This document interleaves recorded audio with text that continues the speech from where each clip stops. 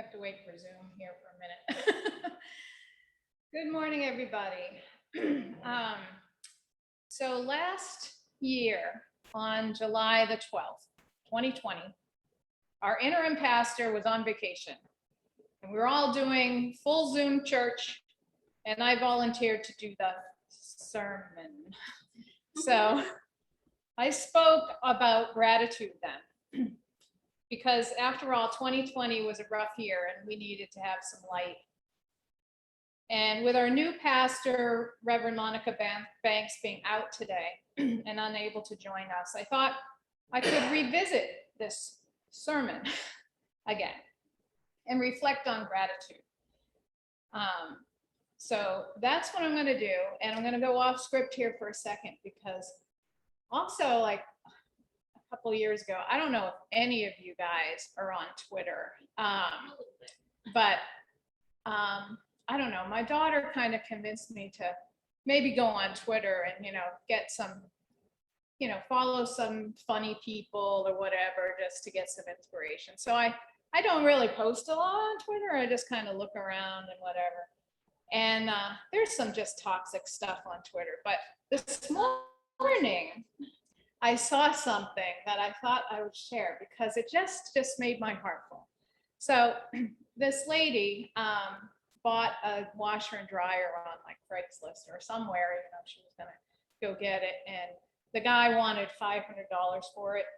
And she had just had a child. And she's like, can you give it to me for $400? So he said, sure.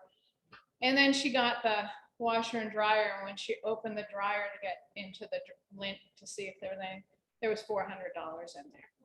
And I just thought, wow, what a nice thing. And then I was looking at the whole, because people comment, and everyone was putting all this stuff about nice things that people had done for them.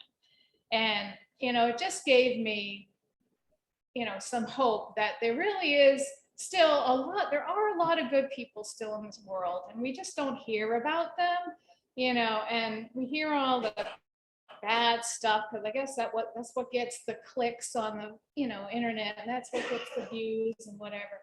So I just wanted to just go off script there to say that because sometimes they say pay it forward and all of that stuff, and that's definitely something that's out there. And last weekend we saw a lot of that as well with our own church being up at the Pontiac show and being together and just in there being friendly and giving a smile through a mask. So anyway, I just thought I'd share that.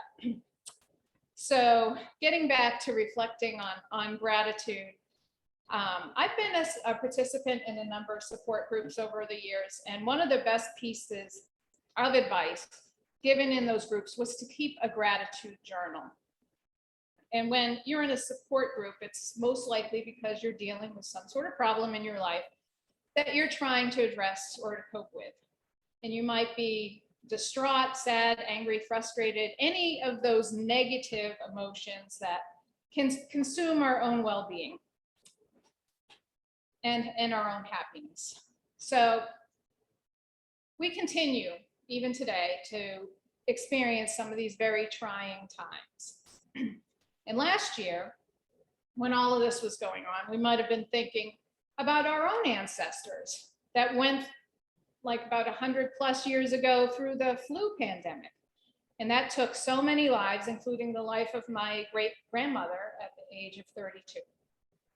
And we have a pandemic that's still going on. And it continues to affect our daily lives and routines. And we experienced a lot of anticipation last year as vaccines were developed and approved for emergency use. And some of us were very anxious to get one in hopes of returning to normal.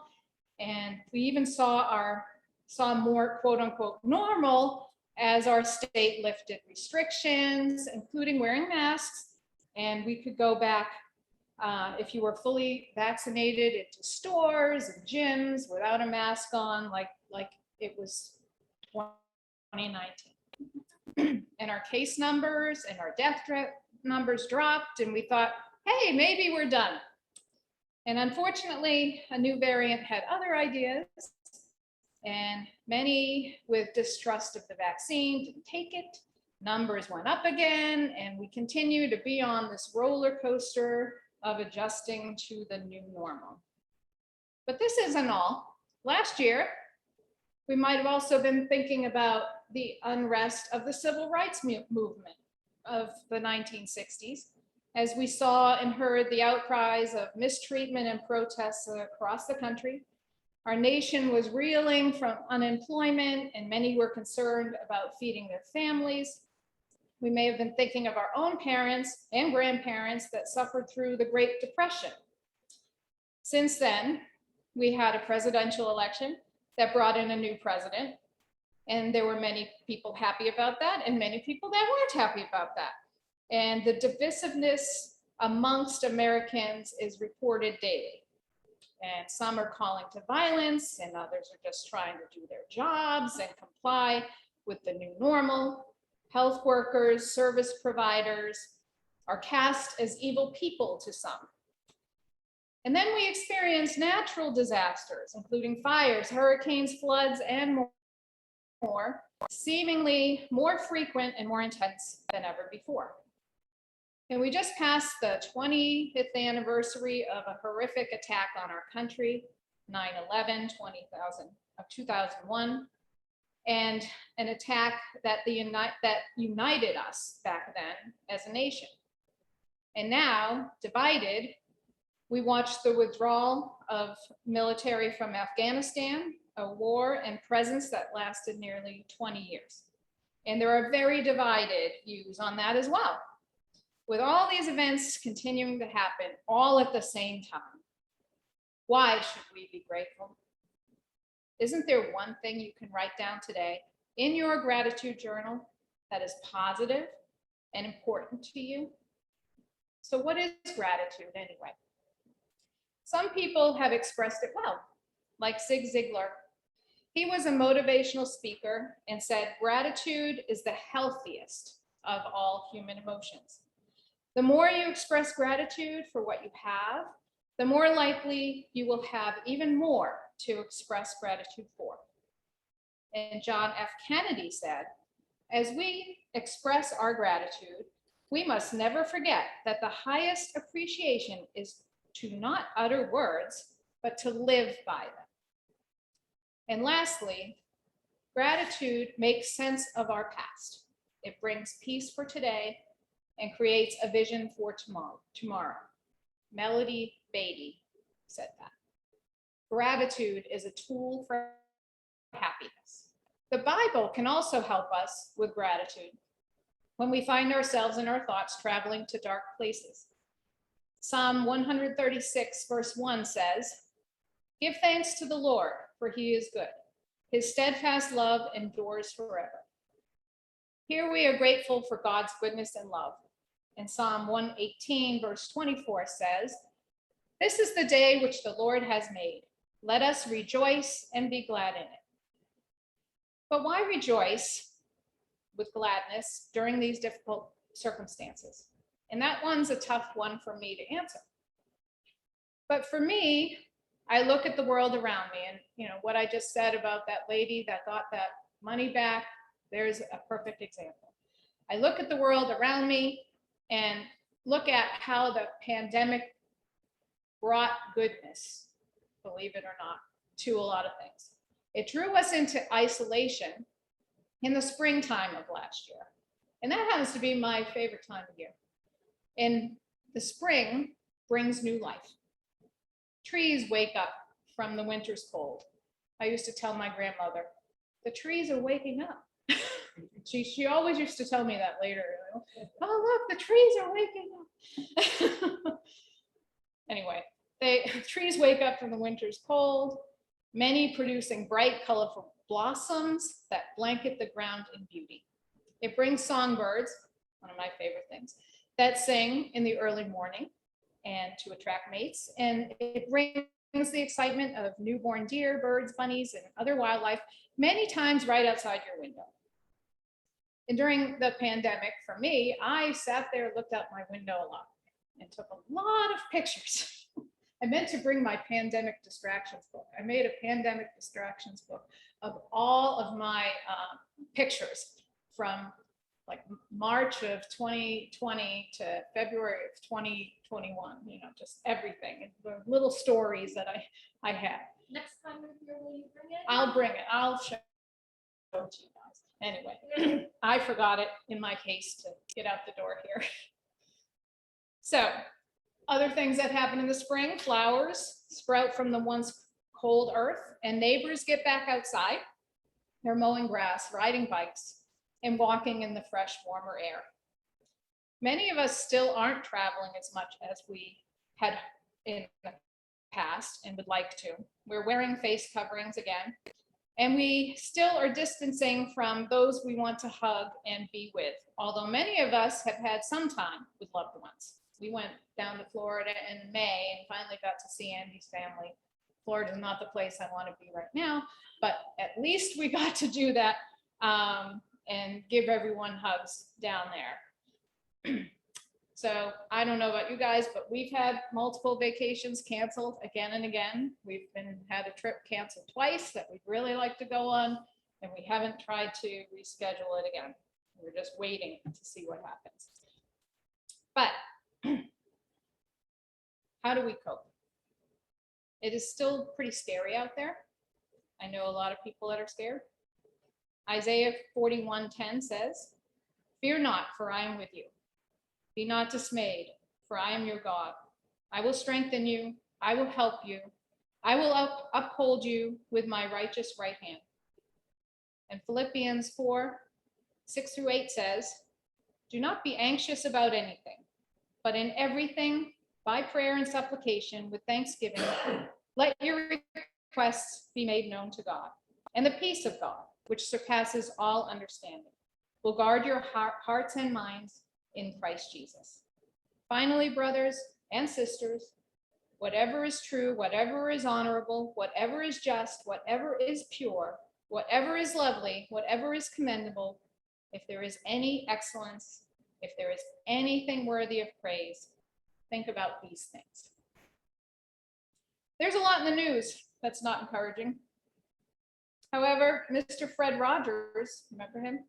His timeless quote comes to mind in times of crisis: "Look for the helpers." His mom gave him this advice, and it's true. We can always find people helping. Andy and I have been impressed by Chef Jose Andres, who established World Central Kitchen. He's everywhere. He's on Twitter too. I follow him. From natural disasters like Hurricane Maria in Puerto Rico to COVID-19 coronavirus around the globe to Louisiana recently and New York in the aftermath of Hurricane Ida. He gets food to people and does it very efficiently and effectively with joy. He has so much joy. He's always Mr. Positive. And there are so many organizations and individuals that are working to help people through this bad period in our history, including those that are going to work every day, like our delivery drivers, since we're not going to the stores, grocery store workers who still are there stocking the shelves and checking us out, doctors and nurses and other medical professionals, and many more. So remember to be kind and express gratitude for the helpers. They're human. They're going through this as well as everyone else. This crisis has brought innovation and human ingenuity. Just look at us. Look at us. Look at what we did to keep being together. We use technology to see each other, hear each other while worshiping God. We now can have others that are not local or are not members or that are still, or our own members that are still away, join us on Sunday. Now, even when we do in person and Zoom. Hello to all of you on Zoom.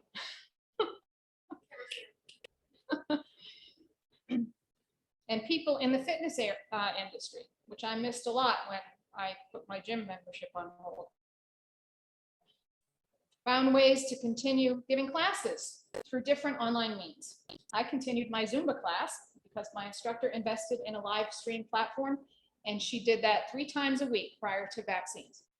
Schools found a way to teach their students. They're still adjusting as things change daily, Many businesses found ways to continue to employ their workforce through telework, putting deliveries together for people that couldn't go out, offering meals for pickup delivery. The entertainment industry found ways to reach us on different streaming platforms, including a performance of the sought-out Broadway show Hamilton on Disney+. Clothing companies quickly began producing face fabric masks to help with the demand. Even doctors and medical professionals have been able to do video visits, including my daughter, who's still doing a lot of that, for many of their patients, depending on the situation. And a lot of that continues today. So I believe this time period we're going through right now will result in some positive changes for the world. I'm always the forever optimist. I always look and say things happen for a reason to get us to a better place. And sometimes it's ugly, but it gets us to a better place. Hard times trigger change because there is motivation to improve things. Over the course of history, there have been innovations that changed the human experience in a positive way. From the printing press, electricity, running water, cameras, telephones, farming equipment, refrigerators, radio, automobiles, television, household appliances, airplanes, medicine, computers, digital photography, cell phones, the list goes on and on and on, Zoom. Each has had such an impact. We wonder how we existed without them. I know, what do I do without my cell phone now? I mean, gosh, it's like attached, right? Anyway, I expect rather, that we will eventually find more unity. Our country is diverse and continues to become more diverse. Support for diversity is also evident from 2020, much more than it was in the 1960s. In 2014, me personally, I was working on a project for the the Food and Drug Administration. I've been working on government contracts my entire career, and most of them required a high-level security clearance. And a lot of scrutiny was placed on relationships with foreign nationals. When I moved to the non-defense government contracts, I found the scrutiny was very minor.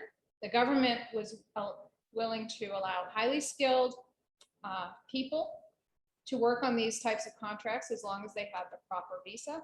And the team that I formed was one of the most diverse in my career. And we worked so well together. And we learned so much from each other. I really cherished that time.